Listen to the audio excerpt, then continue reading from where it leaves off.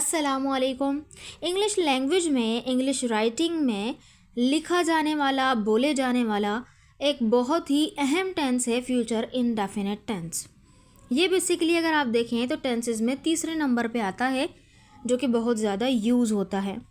अगर आपको ये टेंस सही से नहीं आता तो फिर आपकी जो कॉन्वर्जेशन है या राइटिंग है वो कभी भी ठीक नहीं रह पाएगी।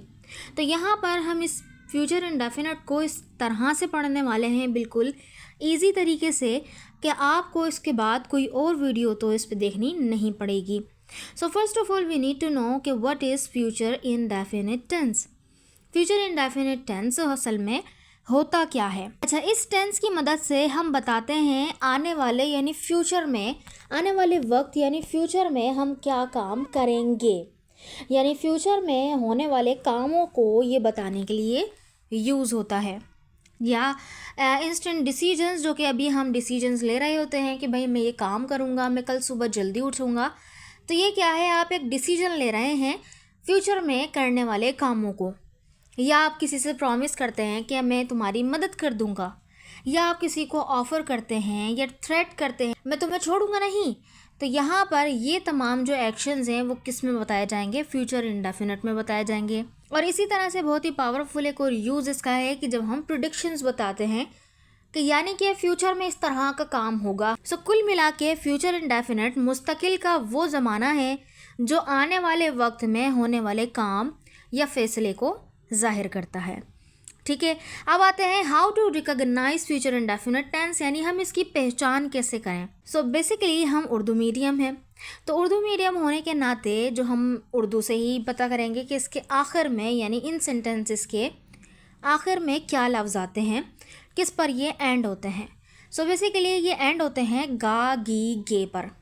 लेकिन इससे पहले याद रहे कि रहा ये चुका नहीं आना चाहिए, क्योंकि रहा आएगा तो फिर वो रहा होगा, रही होगी, ये वाले जो सेंटेंस होंगे वो फ्यूचर कंटिन्यूअस में चले जाएंगे। उसे चुका होगा, चुकी होगी वगैरह, वो कंप्लीटेड एक्शंस यानी फ्यूचर परफेक्ट में चले जाएंगे।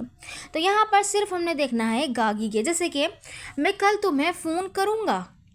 तो अगर आप यहाँ पे देखें तो हम सिंपली बोल रहे हैं कि मैं ये काम करूँगा, ठीक है, वो ये काम करेगी, हम इम्तिहान पास करेंगे। तो देखिए गा गी गे इसके आखिर में लास्ट में सेंटेंसेस में आ रहा है, उससे पहले रहा ये चुका नहीं है। अब आते हैं हम इसके स्ट्रक्चर की तरफ। इसका स्ट्रक्चर बहुत ही इजी होता है, बहुत ही ज़्यादा इजी, बल्कि अब तो और ज़्यादा इजी हो गया। पहले तो फिर भी इसके अंदर जो हेल्पिंग वर्ब होता था वो दो होते थे, लेकिन अब एक ही यूज़ होता है, यानी विल। तो यहाँ पे अगर देखें तो पॉजिटिव सेंटेंस का स्ट्रक्चर बनेगा, सब्जेक्ट के बाद विल आएगा और विल के बाद वर्ब की फर्स्ट फॉर्म, और वर्ब की फर्स्ट फॉर्म के बाद देन ऑब्जेक्ट आ जाएगा। सही है। अच्छा, याद रहे कि प्रेजेंट इंडेफिनिट और पास्ट इंडेफिनिट, इसके अंदर पॉजिटिव जुमला बनाते वक्त कोई हेल्पिंग वर्ब नहीं होता था, लेकिन वहाँ पर नेगेटिव बनाते वक्त हम हेल्पिंग वर्ब लाते थे डू और डिड, है ना। डू डज प्रेजेंट इंडेफिनिट में और डिड पास्ट इंडेफिनिट में। लेकिन यहाँ फ्यूचर के लिए, क्योंकि ऑलरेडी पॉजिटिव सेंटेंस में भी हेल्पिंग वर्ब है विल, तो यहाँ पर जब नेगेटिव बनाएंगे तो इस विल से ही बनाएंगे। सही है। तो यहाँ पर मौजूद रहेगा पॉजिटिव सेंटेंस में भी सब्जेक्ट के बाद विल, विल के बाद वर्ब की फर्स्ट फॉर्म और देन ऑब्जेक्ट। ठीक है, यहाँ पे वर्ब भी कोई चेंज नहीं होगा। जैसे कि यहाँ पे ये सेंटेंस है कि मैं कल तुम्हें कॉल करूँगा। सो क्या होगा कि मैं, यहाँ पे सब्जेक्ट तो आई के साथ हम विल लगाएंगे, आई विल कॉल यू। पहले शैल होता था तो वो आई वी के साथ लगता था, लेकिन अब यहाँ पर विल जो है मॉडर्न इंग्लिश में आई के साथ भी, वी के साथ भी, आप सबके साथ विल ही लगाएं। सही है। So I will call you, वो ये काम करेगी। She will do this work, वो ये काम करेगी। हम इम्तिहान पास करेंगे, we will pass the exam. ठीक है, सिंपल हमने क्या किया, वही रूल फॉलो किया, सब्जेक्ट के बाद विल, विल के बाद वर्ब की फर्स्ट फॉर्म देन ऑब्जेक्ट। ठीक है, तो यहाँ पे देखा आपने कॉल, डू और पास जो है ये वर्ब की फर्स्ट फॉर्म यूज़ हुई हैं। ठीक है, अब आते हैं इसके थोड़े टेक्निकल यूज़ की तरफ। तो बेसिकली अगर यूज़ देखा जाए, इसका पहला यूज़ होगा टेक्निकली तरीके से कि सिंपल फ्यूचर एक्शंस, यानी कि जो पास्ट में, जो कि फ्यूचर में होने वाले हैं। सिंपल, जैसे मैं तुम्हें कल कॉल करूँगी, आई विल कॉल यू टुमारो। वो क्लास में शामिल होगी, she will join the class. वो हमसे मिलने आएंगे, दे विल विजिट अस। तो ऐसा काम जो कि मुस्तकबिल में होगा सिंपली, ठीक है। सेकंड यूज है इसका इंस्टेंट डिसीजंस, यानी कि आप जो है बोलते वक्त कोई डिसीजन कर लेते हैं कि कोई काम आप करेंगे। जैसे कि फ़ोन बज रहा है, मैं जवाब दूंगी। फ़ोन इज़ रिंगिंग, बज रहा है, ये तो प्रेजेंट कंटिन्यूअस का है। आगे वाला क्या है, जब आप बोल रहे हैं कि मैं जवाब दूंगी। Phone is ringing, I will answer it, I will answer it. मैं थकी हुई हूँ, ज़रा आराम कर लूँ। I am tired, I will rest. तो आप यहाँ पे बोलेंगे खोल दूँ, कर लूँ। यहाँ पे तो गागीगे नहीं आ रहा, लेकिन अगर आप नोटिस करें कि आप प्रेजेंट में बात कर रहे हैं लेकिन वो काम अभी करेंगे आप, है ना, तो इस वजह से फ्यूचर लगाया है। सही, तो बोलते वक्त किया गया फैसला, लेकिन आप काम बाद में करेंगे, ठीक है। इसी तरह से थर्ड यूज़ है प्रोमिसेस या ऑफर्स या थ्रेट्स देने के लिए। जैसे मैं तुम्हारी मदद करूँगी, तो ये क्या है, आप सामने वाले से प्रॉमिस कर रहे हैं कि आई विल हेल्प यू, मेरा वादा है मैं तुमसे मदद करूंगी, ठीक है, तो आई विल हेल्प यू। मैं बैग उठा लूँगी, यानी हम सामने वाले को ऑफर कर रहे हैं कोई बात नहीं आप चलें, मैं बैग उठा लूँगी आपका। So I will carry your bag, I will carry your bag. मैं टीचर को बताऊँगी, तो ये क्या है, थ्रेट है। उसने धमकी दी मैं टीचर को बता दूँगी, I will tell the teacher, I will tell the teacher.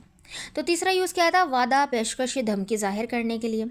अगर आप देखें तो यहाँ पे स्ट्रक्चर सेम ही आ रहा है, सब्जेक्ट, सब्जेक्ट के बाद विल के बाद वर्ब की first form then object, simple, सही है।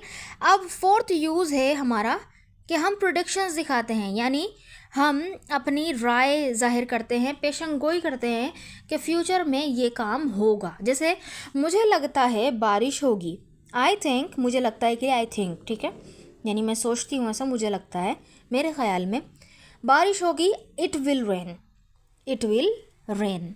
वो कामयाब हो जाएगा, ही विल सक्सीड। ये मंसूबा नाकाम होगा, दिस प्लान विल फेल। सो ऐसे अंदाजे या राय जो कि मबनी हो किस पे, पेशंगोई पे, कि फ्यूचर में ऐसा काम होगा, तो वो भी हम किस में बताते हैं, फ्यूचर इन डेफिनेट में बताते हैं, सही है। अब आते हैं इसके नेगेटिव सेंटेंस की तरफ, जहाँ पे हम किसी काम के ना होने की बात करेंगे। तो सिंपली इसका स्ट्रक्चर होगा सब्जेक्ट के बाद मैंने जैसे आपको बताया हेल्पिंग वर्ब यही रहेगा विल, बस नॉट का इजाफा हो जाएगा, विल नॉट।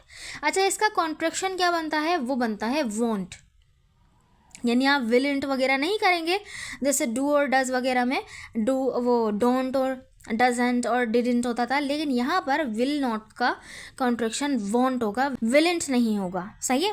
देन उसके बाद वर्ब की फर्स्ट फॉर्म और ऑब्जेक्ट रिमेनिंग सेम, देखें वही है, बस क्या हुआ, विल के बाद नॉट का इजाफा हो गया। जैसे मैं तुम्हें नहीं भूलूंगा, I will not forget you, I will not forget you.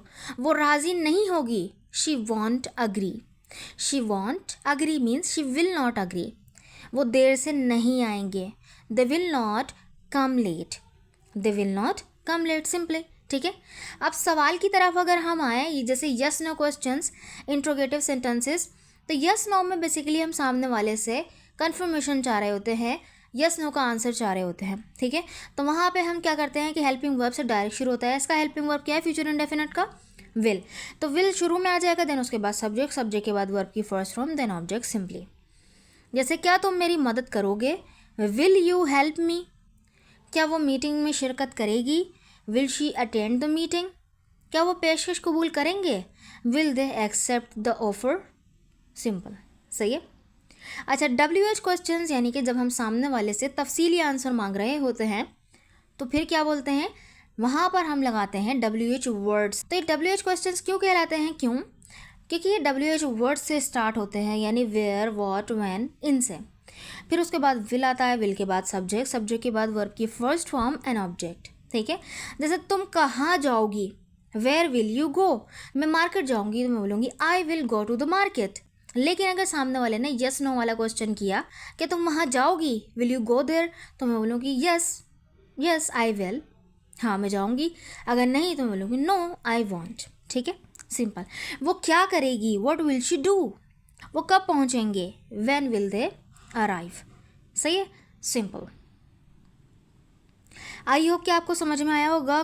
Students ये मिस्टेक बहुत करते हैं जो कि आपने नहीं करनी, कि वो क्या करते हैं कि he will goes to school, यानी आप यहाँ पे थर्ड पर्सन सिंगुलर है ही, तो वो सोचते हैं कि प्रेजेंट इंडेफिनिट में भी तो ही शी के साथ इजाफा होता था, लेकिन यहाँ पर नहीं होगा। क्यों? क्योंकि जो वर्ब है, चेंजिंग वर्ब, वो विल है, और विल में कोई चेंजेस नहीं होंगे, ये विल ऐसे ही रहेगा एज इट इज़। ठीक है, उसके बाद आने वाली वर्ब एज इट इज़ ही रहेगी, यानी वर्ब की first form. So he will goes to school कभी भी नहीं होगा, होगा he will go to school. ना ही यहाँ पे सेकंड फॉर्म लगेगी कि he will went to school, नहीं होगा he will go to school. सही है, सिंपल। आई होप कि आपके ये समझ में आया होगा। अगर आपको वीडियो अच्छी लगी है तो इसको लाइक ज़रूर कर दीजिएगा और हमारी इस सीरीज़ को ज़रूर देखिएगा। बेसिकली ये डे 12 है हमारी 60 डेज़ स्पोकन इंग्लिश क्लास का। अगर आपने वो बाकी क्लासेस नहीं देखी हैं तो आपको लिंक इस वीडियो के कमेंट बॉक्स में मिल जाएगा। ठीक है, थैंक यू सो मच, अल्लाह हाफ़िज़।